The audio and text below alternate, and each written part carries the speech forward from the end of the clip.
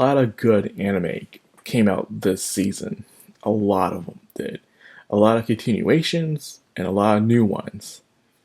And among those new ones is one that everyone is talking about for a philosophical and also point perspective when it comes to humanity. And this one is just everyone had their eyes on to become the most highest rated anime episodes we have seen in a long, long time. And the anime in question is Takopi's Original Sin. Now, this is by an author who's known to really dive into the human psyche with their work. Kind of reminds me of Good Morning Poon Poon from that director, which I wish one of their stuff would be animated one day. The world is not ready for Poon Poon. They are not. But Takopi is having this cute little octopus looking alien that comes to Earth to spread happiness. Falls to see a little girl who's having it hard in life. Very hard in life. And he wants to save her. And usually they try to do the Barney thing where you have this imaginary creature that shows up and makes that person's life and everyone else around them lives very happy. We've seen all the time, especially in our media. You know, you see this kid who's lonely, he's going through a hard time, and then this mystical creature shows up and makes everything all better with their crazy antics, their misadventures, and of course, spreading friendship and happiness across the town. Frosty the Snowman is a perfect example of this as well, when you technically think about it. And I guess the author looked at these concepts of fiction and realized how unrealistic it is. How if our problems were so easy that a mystical creature with powers can come in and make everything better, then anyone can come in who are very extraordinary without powers can make our lives even better. That means our problems weren't that hard to begin with. People are just having petty fights. But in reality, it is not like that. In reality, things are more complex than they seem. And I guess the author wanted to hit Takopi with some reality checks, showing that giving you magical devices and having a very positive attitude and being completely ignorant about Earth is going to save anybody. And when I think about this, it makes so much more sense because the problems you have can't just be solved with smile and misadventures and one talk. These things are molded throughout years and years of trauma and violence and so many other aspects. There's no way that's going to help. So the author, we're going to give this thing a little dose of reality and give it what's truly happening. And what it is that it's focused on three children. Shuzuka, the child that's being raised in a poor environment, in a very not so well lived household with a serious bullying issues. Marina, the bully herself, who goes to a house where her father isn't barely home and the mom abuses her, and she takes it out on Shuzuka. And Azuna, a boy who's extremely smart, talented for his age, but he's being compared to his older brother, who is a genius, and the mom neglecting him, not realizing each child is different in their own way.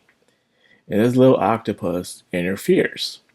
He mainly hangs around Shuzuka for the time being, trying to find ways to make her life better, causing Marina's bullying not be so severe, or find ways to avoid her, but only making certain things worse, as Marina always has some type of plan to make Shizuka's life more miserable every single time, until something happens, where Asuma gets involved, the boy. He is extremely smart, but he is not smart enough as he thinks he is. He sees the world differently, as most kids do when they want something. When you want something that you've never had, you see it as this amazing thing. You see it as something nice, bright, and shiny, and new. But then when you get it and you realize what it truly is, it's not all that. And you'll see when you watch the episode, and mainly dealing with pancakes. When Azuma's mom would always try to tease him with pancakes, these delicious pancakes, nice, shiny, and fluffy. And she was like, you can't have these unless you be perfect in your grades. You gotta get all hundreds, no matter what. But you can never reach the goal. You only 2 points off, but it's not good enough for his brother, who can always get 100 no matter what. So he could never get the pancakes until he realized he wasn't studying enough and he failed. The mom gave up on him and decided to cook him the pancakes anytime he wants because she gave up on him. They're no longer an award, they're just something that he can just get because she gives up on him. So he finally gets the pancakes, but they look gross. They don't look that well. Maybe she's cooked them because that's how she feels. No, that's how the pancakes have always been. The pancakes is amazing how children's solution. Children are innocent creatures who are very ignorant of the world themselves, despite them being born in a harsh environment. There are some things they see differently from adults. So they'll have this shy perspective of something to the unknown until they face the reality of it. And also when it comes to their behavior patterns as well. You see, when I'm watching this, and people always talk about what is Takopi's original sin, to be honest with you, I don't care for Takopi's original sin. Because even if Takopi wasn't there, what really happened, the true problem of everything is the adults, the parents. The parents will help the children be molded for the future. And unfortunately, you got parents who can't act right. Parents who will be in their feelings and act like complete a-holes no matter what. And it'll reflect on the child, and the child will go out and act. Shizuka's mom lost their husband slash father, and so I believe she's an escort now, and she's seeing Marina's father, who's already married to their mother, but he's barely home and is always yelling at the mom. So the mom takes it out on Marina, and Marina takes it out on Shizuka. So each of them are following their parents, and Shizuka's following her parent, her mom, because it turns out the mom knows how to seduce men. She knows how to get men onto their side. And one thing, believe it or not, you want to admit it or not, one thing a lot of men do is have a woman that heavily relies on them. You see, a lot of men who are born to be providers, hunters, and you know, the head of the table, loves to be relied on. Why do you think we don't ask for much? We don't show much emotion because we're supposed to be the rock that holds everything together. But when you don't have that, you kind of feel lost. So when Ozma sees Shizuka who needs help, his eyes glitter up because a boy who thought he was useless his entire life sees someone who truly needs his help and he wants to help them. That and also her hair is just like his mom's, and he has mommy issues. Oh my god. This is bad. This is so bad. So he does whatever he can to help her. But Marina is just using him. Shizuka is just using him. Shizuka uses everybody she wants to get what she wants when Marina is not around. So the thing of Marina is only damaging Shizuka. She's only bullying Shizuka, laying out her rage against Shizuka, and that is it. Where Marina's out of the picture and it's just Shizuka manipulates anyone she deems useful to her. Or she blames someone for something that's in her way, she will put harm to them. So she's harming multiple people. But is this Shizuka's fault for a girl who has no one she can rely on? Her mom neglects her, and she just has herself and her dog, Chappie. Azuma sees himself also out in the middle. He can't stand his brother because he feels like his brother is nicely treated because the brother can do everything. So he feels like he's always being compared to his older brother. So we first think the older brother is a bad person. But turns out the older brother is an amazing guy. He's an amazing dude who wants to help out his little brother no matter what, but does blame himself for not really paying attention to his little brother as much. So, that's all I really want to say about the plot synopsis and the characters altogether. Now, what I got from this is one, parents need to be responsible and accept accountability. You need to be good parents. You may be going through stuff, but you don't take it out on your kids. You don't do that because it affects them badly. I'm a good example of that, of how you raise, how your parents don't do good things, and you're born with some type of defect where you don't, like I myself, I don't like talking to people. I don't like hanging around people sometimes. Maybe because I thought I don't like people, or it's because I was raised not to trust people. I was raised not to hang around people. So because of that, I act that way sometimes. Two, one that I saw a solution of everything. And the solution is everybody needs someone.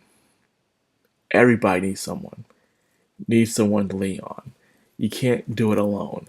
If you're going to suffer, you might as well suffer with someone with you so you can get through the process. So you can joke about it. So you can laugh about it. And you can have someone to lean on when you need to cry. That's what you need. And things were always better when someone had someone in their lives to lean on. Ozma had his brother who finally recognized what was going on to help him out. Takopi tried to beat that thing. Shizuka had Chappie, despite everything that was happening in Shizuka's life. As long as she had Chappie, she was happy. Marina wanted somebody, but she really had no one. She had her friends, but they were just following her around. Not no one she can really tell what's happening. Her mom was in disorder. And when she was trying to, in certain timelines, yeah, there's timelines, rely on Azuma, he would immediately fall for Shizuka because Shizuka has that girl failure era that he's so attracted to. I'm trying not to laugh, it's messed up, but it's like imagine being this very smart kid from this well raised family. And you got this very decent girl that likes you. But the minute you see Mrs. Girl Failure pass by, you're like, I need that. It's just ridiculous. I can't help myself. But yes, we all need somebody. And this anime has been highly rated and been in top spot for Anime Corner and Anime Trending at the same time. So this show has some teeth, baby. Not only that, apparently right now there's a lot of people for some reason going online and review bombing it with 1 stars. I'm like, really, people? Really? Grow up. I don't really look at reviews anyway for things. I just dive in and see how I feel about a show or a movie, but I just want y'all to let y'all know that. So if y'all do care, try to give it some 5 stars if you have watched it and you do like it. Don't be one of those people. Be mature about something, for crying out loud. But anyways, this video's gone long on enough, and I did enjoy it. I think I'll be remembering this anime for a very, very long time. Now, my question is, where do they go from here? Are they going to eventually one day do other anime like this? There's a lot of manga I have read where it has these very harsh, cruel reality concepts. I've read a lot of them. And who knows, maybe sometime down the road they'll do one like once a year. Having it too much of it would kill its specialty, so it's best to do it at least one project per year would be nice. And I just really want Poon Poon to be animated. That's all. That's the main one. But anyways, that's all I got for this video. I hope you guys enjoyed it. If you did, like, comment, subscribe, and of course, hit that bell icon. This has been a Madcrownxox. I'm Anime. Signing out.